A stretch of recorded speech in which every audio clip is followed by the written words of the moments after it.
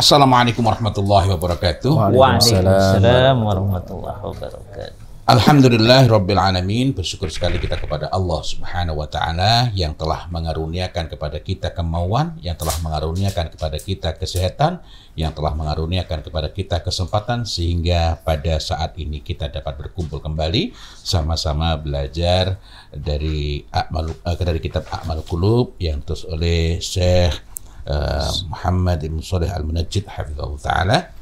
Dan kita bersyukur sekali bahwa kita telah dimampukan oleh Allah Subhanahu wa taala untuk sampai di bagian menjelang akhir. Mudah-mudahan kita dapat meneruskan belajar ke kitab-kitab yang lain dan mudah-mudahan Allah taala barokai majelis kita ini. Dari sekian hal yang telah kita pelajari, maka patutlah kita bertanya, bagaimana dengan diri kita? Untuk itu kita juga perlu paham tentang bagaimana kita melakukan muhasabah. Kemudian kita perlu paham apa buahnya muhasabah, sehingga setelah tahu bagaimana cara melakukan muhasabah, kita paham buah-buahnya muhasabah, sehingga kita menjadi lebih cinta untuk melakukan muhasabah. Tafadhal. Bismillah, alhamdulillah, salatu wassalamu ala rasulillah wa ala alihi wa ashabihi wa mawalah. Kita lanjutkan membaca kitab A'malul Qulub karya Fadilatul Syekh Muhammad Shalih Al-Munajjid hafizahullah ta'ala wa nafa'anallahu bi ilmihi bidaro ini. Kita masuk di bab samaratul muhasabah, yaitu buah muhasabah. Qala musannif hafizahullah ta'ala, inna muhasabatan nafsi ala a'maliha wa aqwaliha wa khatiratiha tariqun likulli falahin wa najahin. Kata beliau, sesungguhnya muhasabah diri, menghitung-hitung diri, yaitu terhadap amal-amalnya, ucapan-ucapannya, lintasan pikirannya, itu adalah jalan untuk setiap kebahagiaan dan keselamatan atau kesuksesan. Wasababun li sa'adatil muslimi fid dunyahu wa ukhrahu, dan itu menjadi sebab bagi kebahagiaan seorang muslim di dunia dan di akhiratnya. Qala Al-Hasan rahimahullah, innal abdalla yazalu bi khairin makana lahu wa'idun min nafsihi. Kata Al-Hasan Al-Basri rahimahullah, sesungguhnya seorang hamba itu akan senantiasa berada di atas kebaikan selama dia itu memiliki wa'id, yaitu nasih. Dia menasehati dirinya sendiri. Wa kanat al-muhasabatu min himmatihi. Dan muhasabah itu termasuk salah satu himmahnya, salah satu cita-cita terbesarnya, salah satu dorongan terbesar seorang muslim, seorang hamba tersebut. Wa ilaika hadhihi samarot al-mutahaqqiqah lil muslimi min muhasabatihi li nafsi. Beliau kemudian bawakan untuk Anda wahai pembaca beberapa buah yang muncul, yang itu mesti akan didapatkan seorang muslim dari muhasabah dirinya. Yang pertama adalah takhfiful hisabi yaumal qiyamah, yaitu ringannya hisab pada hari kiamat. Inna muhasabatal muslimi li nafsihi fid dunyahu sababun li takhfifil hisabi anhu yaumal qiyamah. Sesungguhnya muhasabah seorang muslim terhadap dirinya di dunia ini adalah sebab yang akan meringankan hisab dia nanti pada hari kiamat. Li'annahu sayamalu alal tahfifi min sayyiatihi wa taksiri min hasanatihi. Karena dia seorang muslim itu dia akan melakukan muhasabahnya. Iya, muhasabah yang dilakukan itu akan meringankan keburukan-keburukannya dan memperbanyak kebaikan-kebaikannya. Jadi muhasabah seorang muslim terhadap dirinya di dunia itu menjadi sebab diringankan hisabnya di hari kiamat. Kenapa? Karena buah muhasabah itu akan memunculkan amal yang cenderung meringankan keburukan-keburukannya dan memperbanyak kebaikan-kebaikannya. Qala Umar ibn al-Khattab radhiyallahu anhu, hasibu anfusakum qabla an tuhasabu fa innahu ahwanu li hisabikum. Wazinu anfusakum qabla an tuzanu wa tajahhazu lil ardil akbar. Kata Umar ibn al-Khattab radhiyallahu anhu, dan ini adalah perkataan yang masyhur dari beliau. Hisablah diri kalian, hitung-hitunglah diri kalian sebelum kalian dihisab. Karena sesungguhnya menghisab diri di dunia ini lebih mudah bagi kalian. Kemudian timbanglah timbanglah diri kalian sebelum nanti kalian akan ditimbang.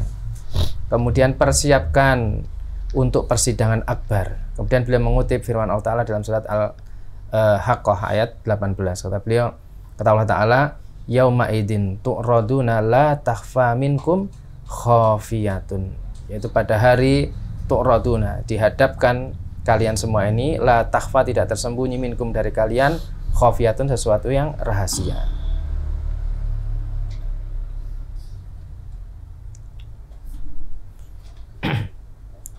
Kemudian dari Ja'far bin Barqan rahimahullahu qala, beliau berkata, balaghani anna Umar ibn al-Khattab radhiyallahu anhu kataba ila ba'ti ummalihi. Kata Ja'far, telah sampai padaku bahwasanya Umar ibn al-Khattab menulis kepada sebagian pengikut atau karyawan atau pengikut beliau. Fakana fi akhiri kitabihi, dan di akhir tulisan beliau menulis, hasib nafsaka firrakhai qabla hisabi syiddah. Hisablah diri kalian dalam kondisi yang lapang, yang tenang, sebelum kalian dihisab dalam kondisi yang berat, yaitu di pengadilan Allah Ta'ala. Fa'inahu man khasaba nafsahu firrakhai qabla hisabi syiddah ada marji'uhu ila ridha wal ghibtah. Kata beliau, karena sesungguhnya siapa yang menghisab dirinya dalam keadaan lapang, yaitu di dunia ini ketika masih tenang, sebelum dihisab nanti di hadapan Allah Ta'ala, hisab yang sangat berat, maka dia akan kembali ke tempat yang diridhoi. Wal ghibtah, yaitu tempat yang baik, yang hasanul hal, keadaannya itu baik. Kemudian waman alhadhu khayatuhu wasaghluhu bihawahu ada marji'uhu ila nadamah wal khasrah. Sebaliknya, siapa yang dia memalingkan condong kehidupannya itu pada dan menyibukkan dengan hawa nafsunya, maka dia akan kembali di tempat kembalinya nanti penuh dengan penyesalan. Dia akan kembali di tempat yang penuh penyesalan dan berat, kondisinya berat. Wa tadzakkar ma tu'adu bihi likai tantahi amma yuntahi anhu. Dan kalian ingatlah pada perkara yang dipesankan dengannya. Supaya apa? Kalian berhenti dari perkara-perkara yang dilarang darinya. Ini nasihat Umar radhiyallahu anhu kepada pengikut beliau, pada karyawan beliau, agar memperhatikan muhasabah diri sebelum nanti dihisab oleh Allah Subhanahu wa taala dalam kondisi yang berat. Wa qala Al-Hasan Al-Basri rahimahullah, al-mu'minu qawwamun ala nafsihi. Kata Al-Hasan Al-Basri rahimahullah, seorang mukmin, orang beriman itu adalah pemimpin atas dirinya. Yuhasibu nafsahu lillahi azza wa jalla wa innama khaffa al-hisabu yaumal qiyamati ala qaumin hasabu anfusahum fid dunya. Seorang mukmin, orang yang beriman, itu adalah kaum pemimpin atas dirinya. Dia menghisab dirinya karena Allah azza wa jalla, dan semata-mata hisabnya nanti akan meringankan dirinya pada hari kiamat dibandingkan dengan kaum yang dia itu menghisab dirinya di dunia. Wa innama syaqqal hisabu yaumal qiyamah ala qaumin akhadu hadal amro ala ghairi muhasab. Jadi intinya siapa yang menghisab dirinya di dunia itu akan mudah hisabnya di hari kiamat dibandingkan orang yang dia tidak menghisab dirinya di dunia, dan dia akan mendapatkan hisab yang berat di hari kiamat karena dia meninggalkan perkara itu tadi, yaitu menghisab dirinya di dunia. Innal mu'mina, sesungguhnya seorang beriman, yafji'uhu syai'u yu'jibuhu. Sesungguhnya orang beriman itu bisa jadi sesuatu itu membuat dia terkejut, sesuatu yang mengagumkan membuat dia terkejut. Fayaqulu, kemudian dia berkata, wallahi, demi Allah, inni la ashtahika, sungguh aku itu sangat menginginkanmu. Itu pada sesuatu yang membuat kagum tadi, dia gumun gitu ya, terus sungguh aku sangat menginginkanmu. Wa innaka, sungguhnya engkau la min hajati, termasuk sesuatu yang aku butuhkan. Walakin, akan tapi wallahi, demi Allah, Ma min wasilatin laika, tidak ada wasilah menuju kepadamu. Haihata, sungguh ini ucapan apa itu tempat kita apa? Haihata, haihata. Ungkapan takjub, ungkapan ya apa ya? Ya itulah seperti itu ya. Khiyala baini wa baini. Khiyala kalau itu. Oh ya, khiyala. Itu jamak dari khilah. Jadi dia kemudian mencari cara antara aku dan engkau. Wa yafrutu ay yaqa'u minhu syai'u fayarji'u ila nafsihi. Kemudian terjadi sesuatu darinya, kemudian dia kembali kepada dirinya. Maksudnya dia menginginkan yang sesuatu yang buat dia kagum tadi, tapi dia tidak menemukan caranya. Terus dia berusaha mencari cara untuk mendapatkannya, tetapi kemudian sesuatu terjadi pada dirinya yang tidak dia harapkan, maka yarji'u ila nafsi. Dia kembali kepada dirinya, fayaqulu, dan berkata, ma aradtu ila hada. Apa yang sih yang sebenarnya membuatku menginginkan ini? Mali wali hada. Apa peduliku dengan perkara ini yang sangat aku inginkan? Wallahi, demi Allah, mali udhun, aku tidak punya udhun biha terhadap perkara tersebut. Wallahi, dan demi Allah, la a'udu lihada abadan insyaallah, dan aku tidak akan kembali kepada hal tersebut selamanya insyaallah.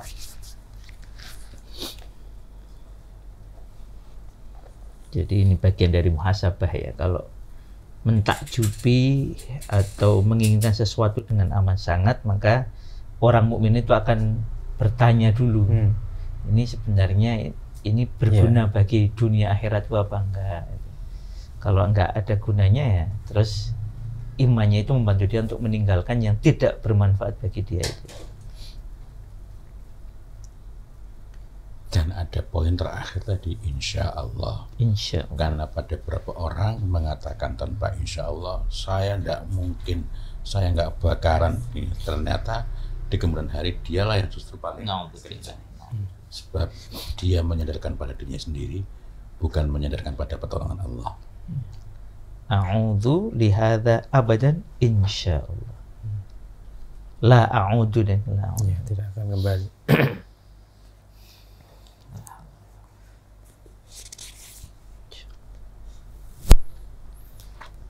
Jadi ini masih ada kaitannya dengan judulnya ya, takhfiful hisab yaumil qiyamah.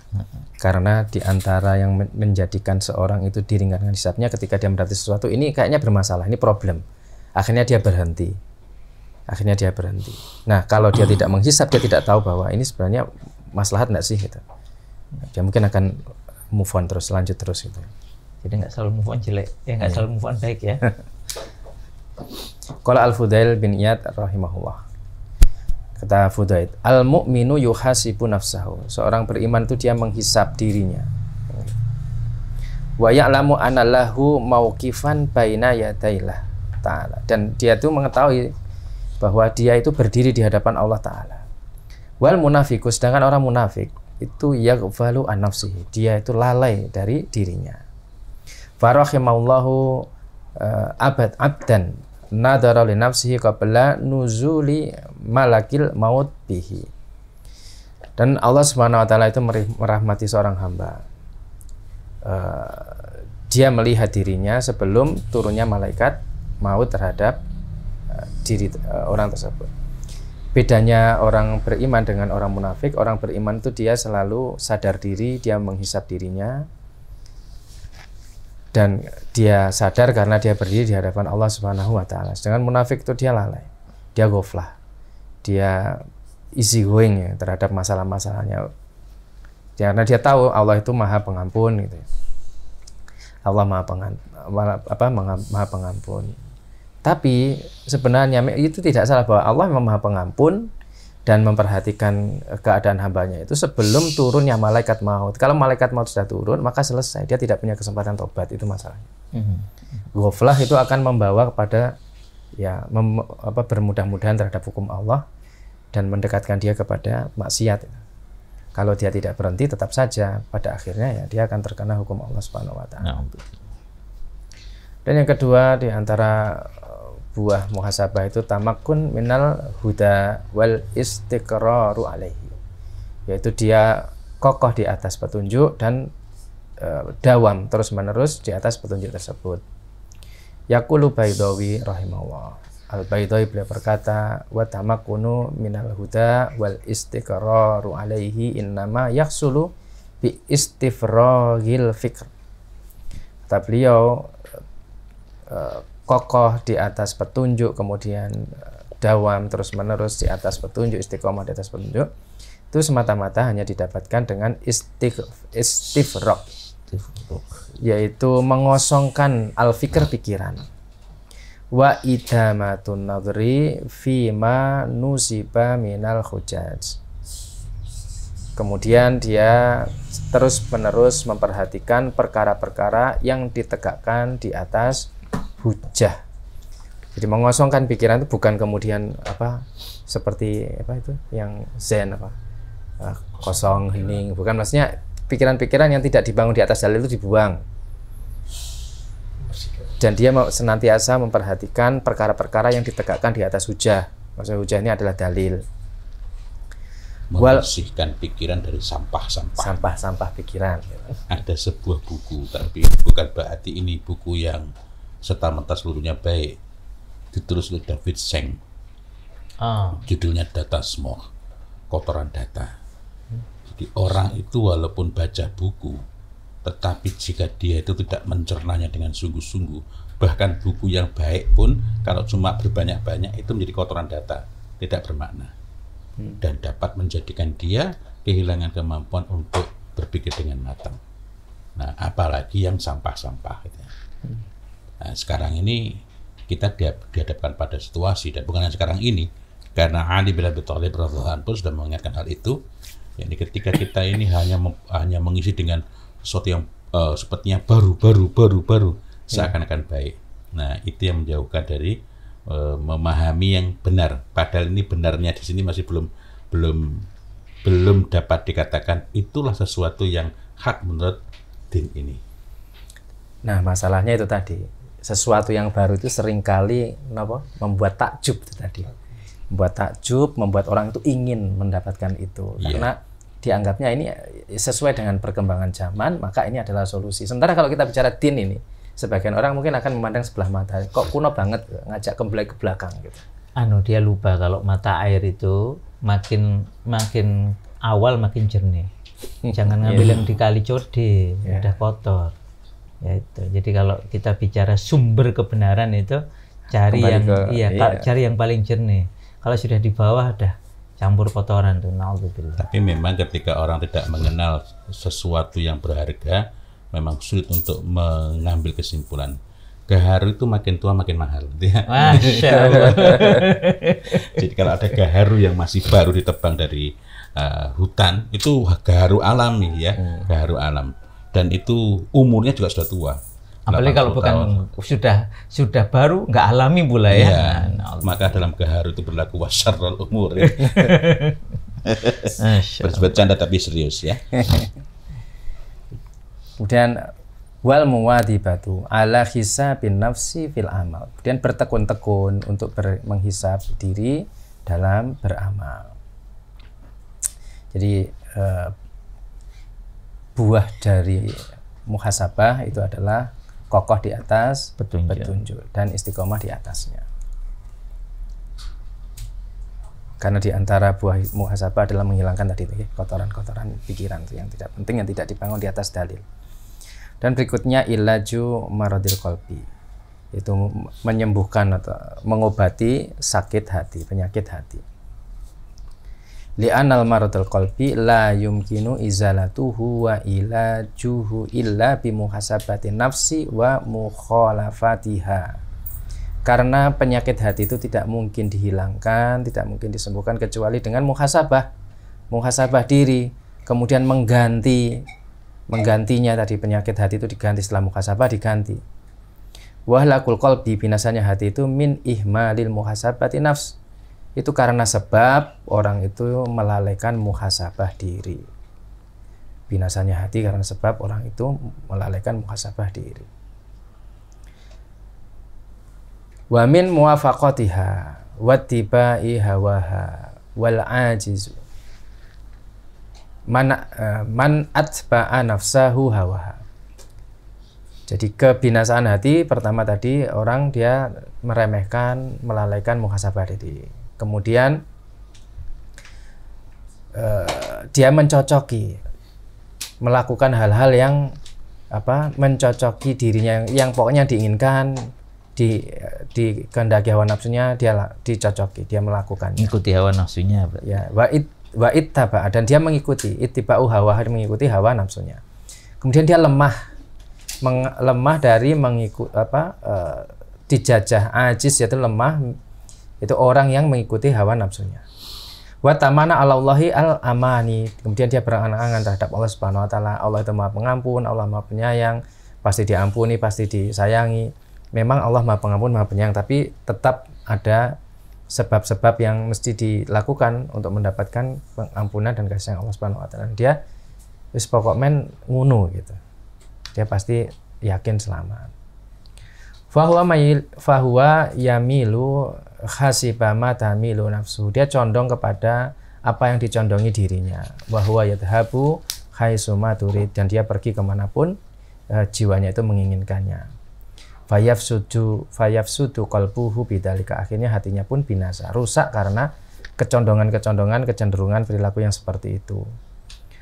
Fa wa mukhalafatuha huwa sabilus salahil qalbi. Kemudian mengganti kecondongan yang seperti itu dengan muhasabah, dengan hal yang baik, itu adalah jalan untuk menyelamatkan, memperbaiki hati.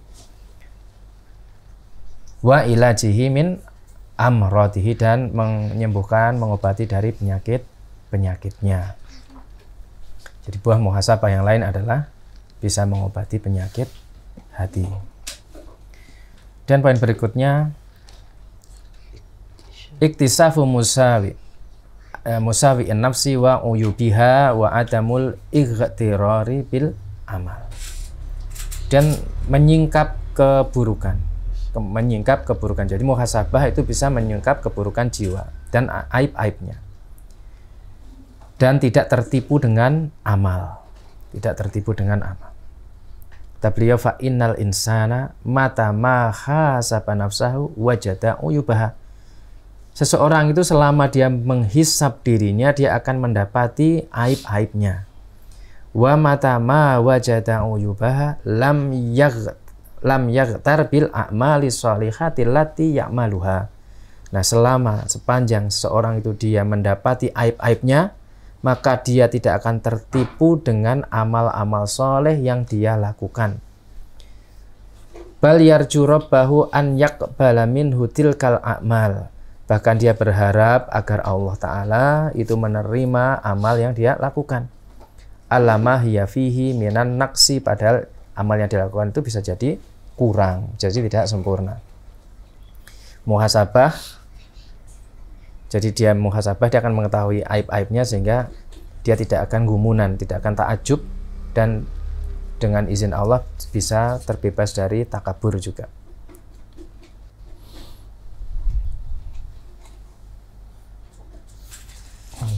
Kemudian berikutnya, muhasabatu nafsi tu'ti ila adamil ghururi wa takabbur. Muhasabah diri itu akan membawa kepada tidak adanya ketertipuan, maksudnya membuat orang tidak tertipu dan tidak takabur. Fa'an Abi Darda radhiyallahu anhu, dari Abu Darda radhiyallahu anhu qala, bahwasanya beliau berkata, la yafqahu rajulu kullal fiqh hatta yamkutal nas fi janbillah. Kata beliau, seseorang itu dia tidak akan paham, benar-benar tidak paham, sampai dia itu yamkuta itu abghadu asyaddal bagd. Dia sangat marah, sangat tidak suka.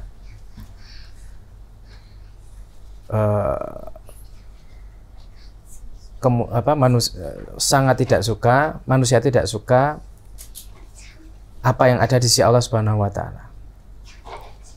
Sebentar. Hatta yamkutan nasu fi janbillah. Sampai orang itu dia tidak suka apa yang ada dirinya di sisi Allah Subhanahu wa taala.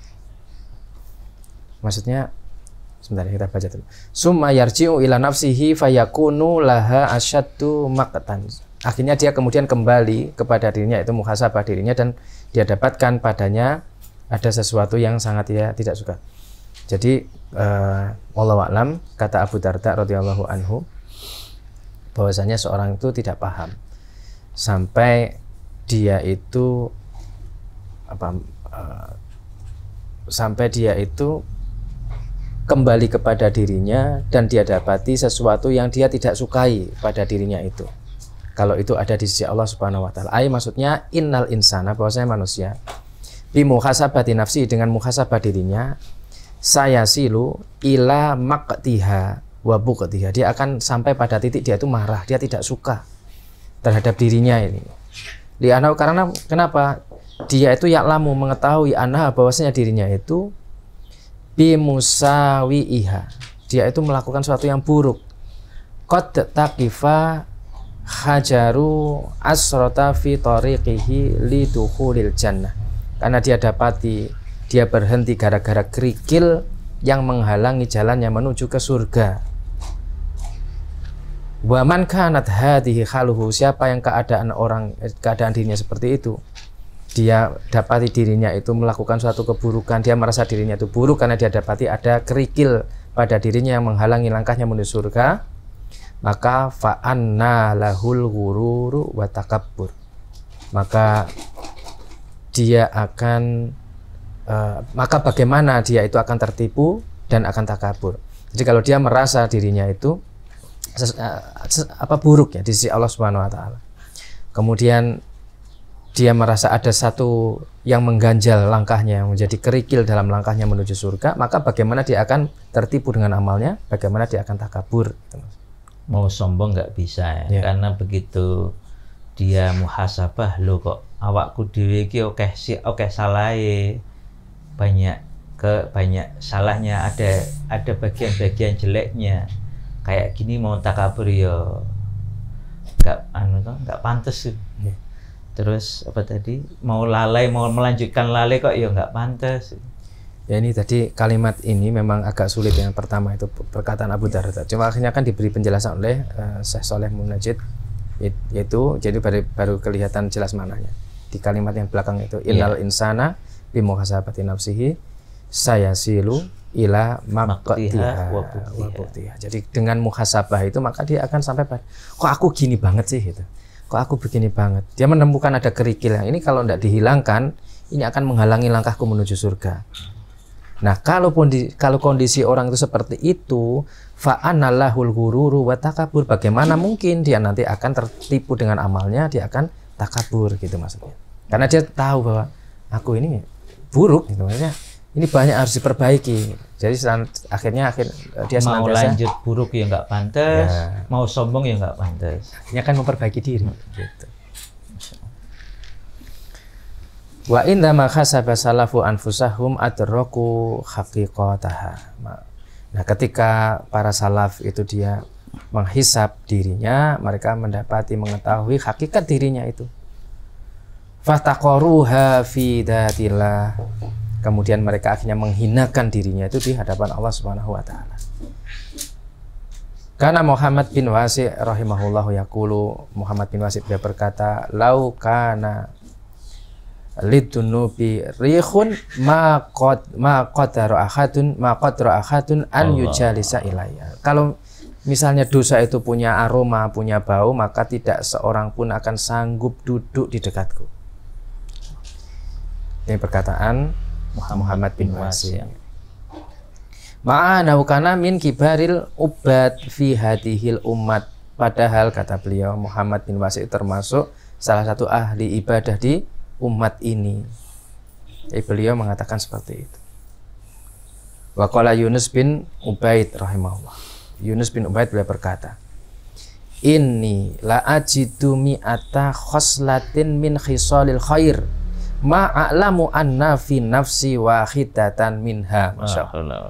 Sungguh aku dapati ada 100 kebiasaan yang baik gitu. Ini ada 100 kebiasaan yang baik, dan aku tidak mengetahui bahwa dasarnya diriku itu ada satu di antaranya. Allah. Sudah 100% baik dan Rendah tidak hati. satu pun ada pada diriku. Rendah hati sekali. Rendah hati. Bukan 7 habit ya. 100.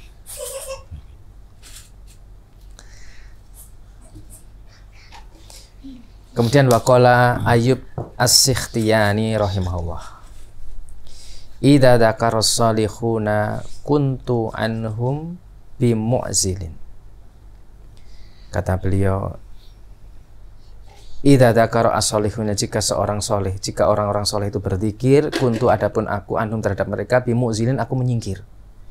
Maksudnya ini menunjukkan beliau itu merasa kurang gitu ya. Sehingga ketika orang-orang soleh itu berzikir, beliau itu seperti diingatkan sehingga akhirnya merasa hina gitu. Karena berzikir kan ingat Allah Subhanahu wa taala, dia merasa hina di hadapan Allah Subhanahu wa taala. Wa dakhala Al-Hamad ibnu Salamah ala Sufyan As-Sauri wa huwa yahtadiru.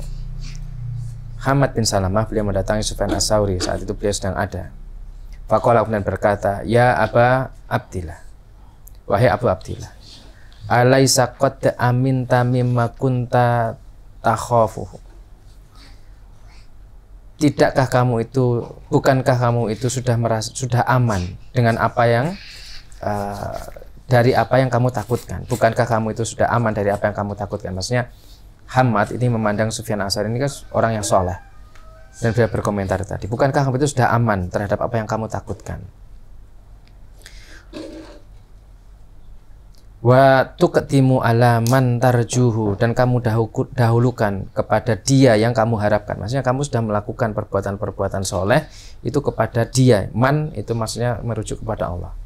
Tarjuhu yang kamu harapkan, yang kamu berharap padanya. Wa huwa arhamur rahimin, dan dia adalah arhamur rahimin, yang maha penyayang. Faqala maka kemudian Sufyan As-Sauri beliau berkata, "Ya Aba Salamah, hai Abu Salamah, atat ma'uli misli an yanjuwa minan nar." Tidakkah kamu itu ingin orang semisal aku ini selamat dari neraka? Qala ay wallahi, demi Allah iya tentu. Ini sungguh aku la arju laka dzalika, aku sangat berharap engkau itu selamat dari neraka. Jadi beliau Hamad bin Salamah melihat Sufyan As-Sauri itu orang yang soleh, tapi beliau itu masih beribadah dengan atau luar biasa, muhasabah dan seterusnya. Dan bukankah kamu sudah aman dari apa yang kamu takutkan gitu? Dan kamu sudah melakukan amal-amal soleh yang kamu dedikasikan kepada dia yang kamu harapkan, dan dia adalah arhamur rahimin, maha pengampun, maha penyayang. Maka kata Sufyan As-Sauri, tidakkah kamu ingin orang seperti aku ini selamat dari neraka? Jadi beliau tidak kemudian yowis ya mesti selamat gitu, tidak. Sufyan Ats-Tsauri ini salah satu di antara riwayatnya itu beliau biasa datang ke masjid sebelum adzan karena malu, masuk sudah tahu jadwal panggilan Allah, tidak dipanggil baru datang. Wong hamba itu kawula itu kalau juraganya sudah memberi jadwal, terus waktunya kok masih dipanggil-panggil ya gitu. Insyaallah. Terakhir. Dan di poin yang terakhir ya, al-istifadatu minal awqat, yaitu mengambil faedah dari waktu. Innal muhasabata nafsi tufdi bil insani ila an yastaghilla awqatahu afdalal istighlal. Sesungguhnya muhasabah diri itu akan menuntun seseorang kepada sibuk. Dia akan sibuk mengisi waktunya dengan kesibukan yang afdol, yang benar-benar menyibukkan dia dalam kefadalan atau keutamaan-keutamaan. Wahaka Ibnu Asakir an naqihi anil faqih As-Salim Ibnu Ayyub Ar-Razi rahimahullah. Ibnu Asakir beliau menghikayatkan dari Al-Faqih Salim bin Ayyub Ar-Razi rahimahullah. Kata beliau, "Anahu kana yuhasibu nafsahu alal anfas." Sesungguhnya Faqih As-Salim itu beliau menghisap dirinya pada setiap nafas yang dia hembuskan. La yada'u waqtan yamdi alaihi bi ghairi faidatin. Tidak ada satu waktu pun yang terlewat tanpa faidah. Ima yansahu. Bisa jadi ada kalanya beliau itu mencatat atau menulis. Au yadrusu atau beliau itu belajar. Au yaqra'u atau beliau membaca. Jadi setiap nafasnya, artinya setiap waktu yang beliau lalui, beliau isi dengan perkara-perkara ini yang bermanfaat. Perkara-perkara ilmunya, makanya jadi fakih ya. Wa hakun ala man arafa hadhihi samarati an la yaghfala an muhasabati nafsi. Maka sudah semestinya bagi orang yang mengetahui buah-buah ini tadi, hendaknya dia tidak melalaikan dirinya dari muhasabah diri. Wa an yudayyiqa 'alaiha fi harakatiha, dan hendaknya dia semakin fokus dalam geraknya, wa sakanatiha, dan diamnya, wa khatiratiha, dan lintasan pikirannya, wa khutuwatiha, langkah-langkahnya. Fa kullu nafsin min anfasil umuri Nafas. jauharatun nafisatun. Maka setiap nafas dari nafas umur, maksudnya setiap nafas dari panjang umur dia itu adalah jauharatun nafisatun, adalah permata yang sangat berharga. Fa idha'atu hadhil anfas, maka menyanyiakan nafas ini, au ishtira'i sahibuha biha ma yaj'libu halakuhu khusranun adimun. Jadi menyanyiakan nafas ini atau istira, yaitu membeli sahibuha dengan nafas ini, pemilik nafas itu membeli dengan sesuatu yang menjadikan dia binasa. Jadi umur dia, nafas dia itu dia tukar dengan sesuatu yang justru menjadikan dia binasa, maka ini adalah khusranun adimun, kerugian yang sangat besar. La yasmahu bimislihi illa ajhalun nas. Tidaklah merasa tenang dengan perbuatan seperti ini kecuali orang yang bodoh. Wa ahmaqahum, dan yang sangat dungu, sangat tolol. Wa aqallahum aklan, dan yang paling sedikit akalnya. Wa innama yadharu lahu haqiqatan hada khusran yauma taghabun. Karena apa? Semata-mata telah nampak baginya hakikat kerugian ini pada nanti hari pembalasan yang sangat berat. Jadi kalau sudah nampak seperti ini kok dia tetap berleha-leha dengan sesuatu yang berpotensi membinasakannya, maka ini adalah orang yang ghaflah, yang dia itu tidak bisa diingatkan dengan potensi kerugian pada hari pembalasan nanti. Wallahu a'lam bishawab. Masya Allah, mudah-mudahan Allah Ta'ala karuniakan kepada kita keselamatan, kebaikan, dan mudah-mudahan Allah Ta'ala tumbuhkan pada diri kita kebiasaan sebagaimana kebiasaan orang-orang soleh dari generasi yang paling awal, para salafus soleh, dan mudah-mudahan ini juga membekas pada diri keluarga kita maupun anak-anak kita, keturunan kita, begitu pula dengan sahabat-sahabat kita, keluarga mereka, serta keturunan mereka. Wallahu a'lam bishawab. Ihdinas shiratal mustaqim. Billahi taufiq wal hidayah wa ridha wal inayah. Walhamdulillahi rabbil alamin. Wassalamualaikum warahmatullahi wabarakatuh. Waalaikumsalam warahmatullahi wabarakatuh.